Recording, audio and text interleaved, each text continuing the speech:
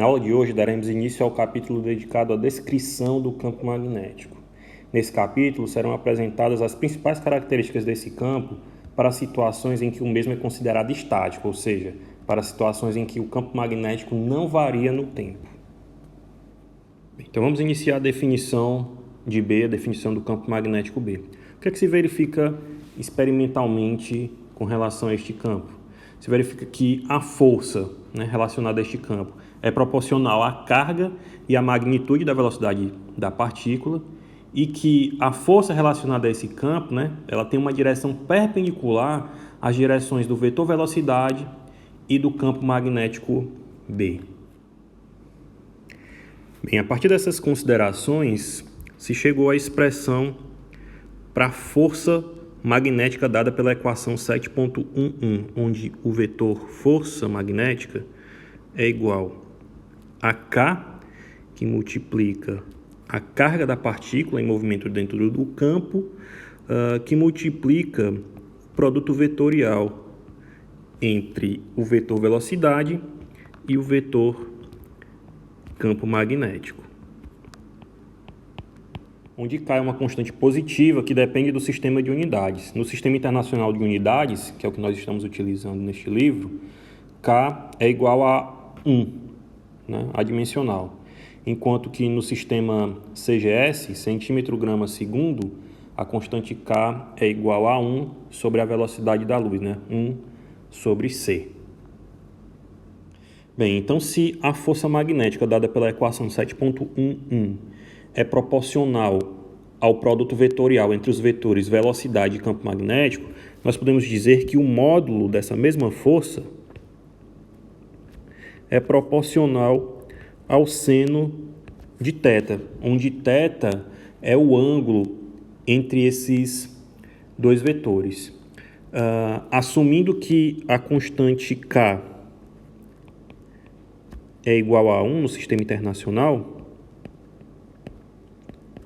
a equação 7.11 se reduz a isso aqui, a F igual a Q, que é a carga da partícula em movimento dentro do campo, vezes o produto vetorial entre os vetores velocidade e campo magnético.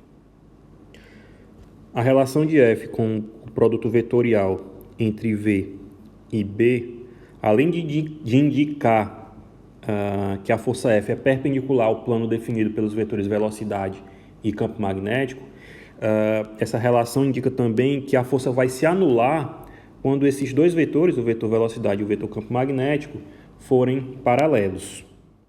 Por outro lado, se a velocidade é perpendicular ao vetor campo magnético, a força magnética vai apresentar, nessa situação, a sua intensidade máxima. Para obter a unidade de B, vamos considerar uma partícula com 1 coulomb de carga se deslocando a uma velocidade de 1 metro por segundo de forma perpendicular ao campo B. Se deslocando dessa forma dentro do campo B, o campo B vai interagir com a partícula através de uma força magnética de intensidade de 1 newton. Nessa configuração, o módulo do campo magnético vai apresentar o valor de 1 Tesla, que é a unidade no sistema internacional para o campo magnético. Essa unidade ela é representada pela letra T maiúscula. A unidade de campo magnético ela pode ser entendida também como sendo a unidade de campo elétrico dividida pela unidade da velocidade no sistema internacional, certo? Já no sistema CGS, o sistema centímetro grama segundo, a unidade usada para o módulo de B é o Gauss, onde 1 Gauss equivale a 10 a menos 4 Teslas. Vamos considerar agora uma situação onde, além do campo magnético, atua sobre a partícula também um campo eletrostático. Fazendo essa consideração, a força resultante sobre a partícula vai ser F igual a Q vezes o vetor campo elétrico, mais Q, que é a carga da partícula, vezes o produto vetorial entre o vetor velocidade e o vetor campo magnético, colocando a carga da partícula em evidência. Nós temos que F é igual a Q, que multiplica o campo elétrico, mais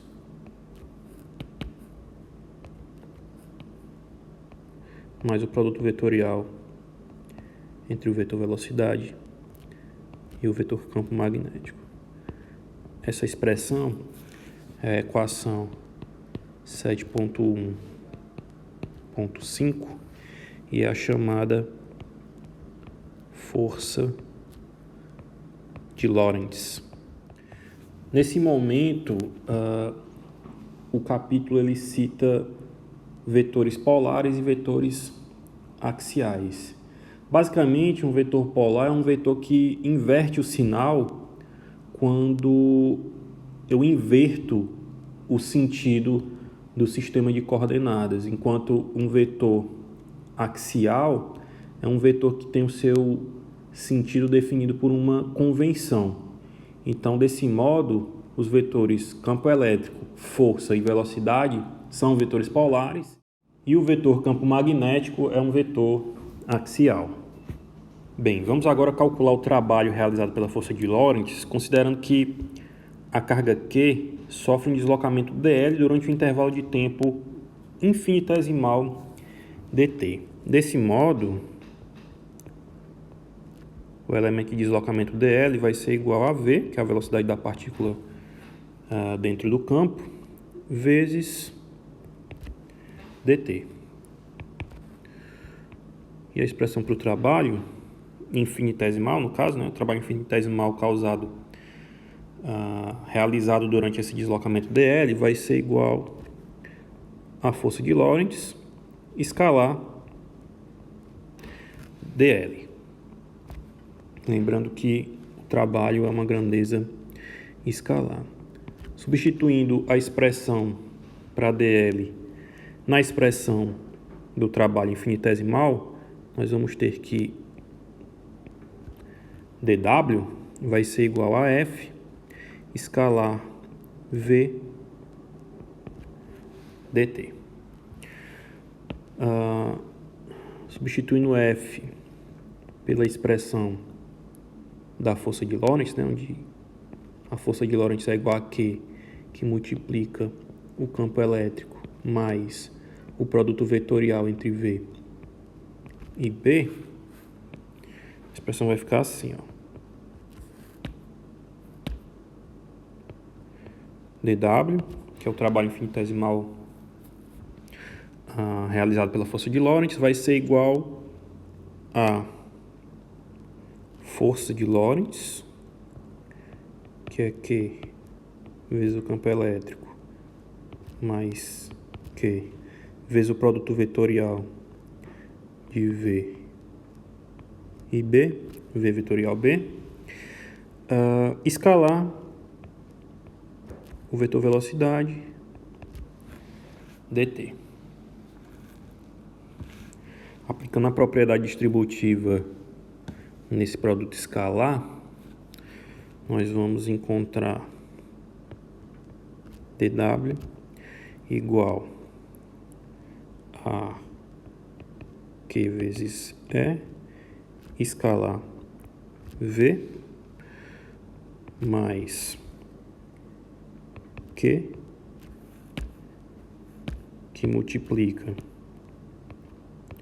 V vetorial B escalar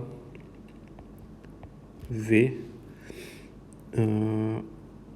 e tudo isso aqui multiplicando dt.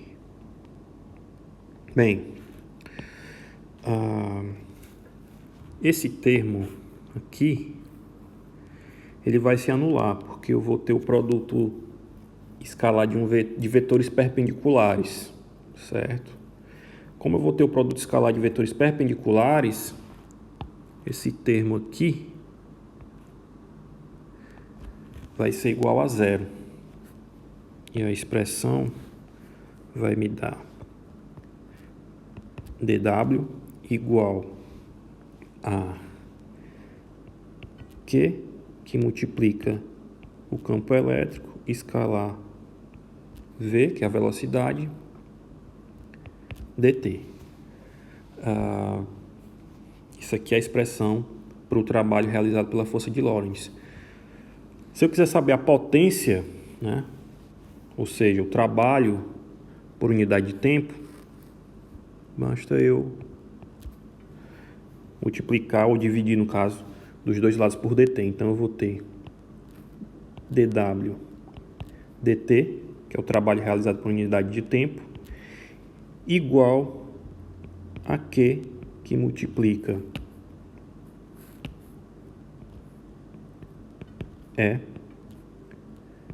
escalar V. Essa aqui é a expressão 7.1.6. Bem, a partir dessa expressão, você pode observar que a componente magnética da força não contribui para o trabalho realizado pela força de Lorentz, o que indica que o campo magnético não realiza trabalho, certo? A potência associada à força de Lorentz se refere exclusivamente ao campo magnético. Vamos agora analisar o movimento de uma partícula carregada num campo magnético B uniforme. Vamos admitir que o campo magnético é paralelo ao eixo Z e só possui a componente no eixo Z, e que uma partícula com a velocidade V0 penetra na região de campo magnético. Mesmo que essa partícula possua uma componente paralela ao eixo Z, essa componente não vai ser alterada pelo campo magnético, uma vez que a força magnética paralela ao vetor campo magnético é zero. Como ela é zero, a partícula não vai ser acelerada nessa direção especificamente, ok? Então, nesse caso, basta a gente considerar o movimento no plano XY perpendicular a B. Então, considerando apenas as componentes de V perpendiculares a B, nós temos que o seno do ângulo entre os dois vetores vai ser igual a 1 e que a expressão para a força magnética, ou para o módulo da força magnética, vai se reduzir ao produto de Q, V, B.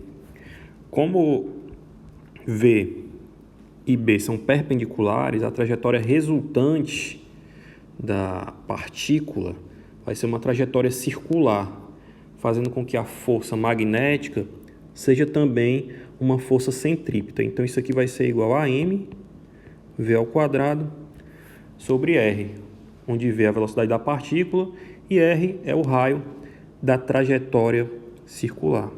A partir dessa igualdade, nós conseguimos obter uma expressão para o raio da trajetória, onde r vai ser igual a massa da partícula vezes a sua velocidade, dividido pela carga vezes o campo magnético. Então, essa é a expressão para o raio da trajetória circular. Nesse caso, nós podemos ainda calcular a frequência angular relacionada ao movimento da partícula carregada, né? O movimento circular da partícula carregada, utilizando essa relação logo abaixo, onde a frequência angular é igual à velocidade dividida pelo raio da trajetória, no caso, a trajetória circular. Então, o que é que a gente tem que fazer? Basta dividir a velocidade da partícula por r, utilizando essa expressão para o raio que nós acabamos de obter. Fazendo esse algebrismo, nós vamos chegar numa expressão para a frequência que independe de v e de r, onde ômega vai ser igual a carga dividido pela massa da partícula vezes o módulo do vetor campo magnético. Essa frequência é a chamada frequência de ciclotron, certo? E ainda depende de V e de R. Para qualquer valor de V e para qualquer valor de R, a frequência de ciclotron vai ser sempre a mesma. Vai depender somente da carga da partícula, da sua massa e da intensidade do vetor campo magnético. Vale salientar também, nesse caso do movimento de uma partícula carregada num campo magnético uniforme, que caso a velocidade tenha uma componente diferente de zero no eixo Z, a trajetória na região de campo magnético vai ter um formato espiralado, com um movimento uniforme na direção de B. Como não há, mesmo que haja uma componente da velocidade na direção de Z, né, essa componente não vai ser alterada pela força magnética. O que vai acontecer? No plano XY, o movimento é circular e na direção do eixo Z, o movimento é um movimento uniforme, certo? Um movimento retilíneo uniforme, se nós considerarmos apenas a componente Z. E o movimento resultante vai ser a soma de um movimento circular com um movimento uniforme, o que vai dar uma trajetória espiralada da partícula na região de campo magnético.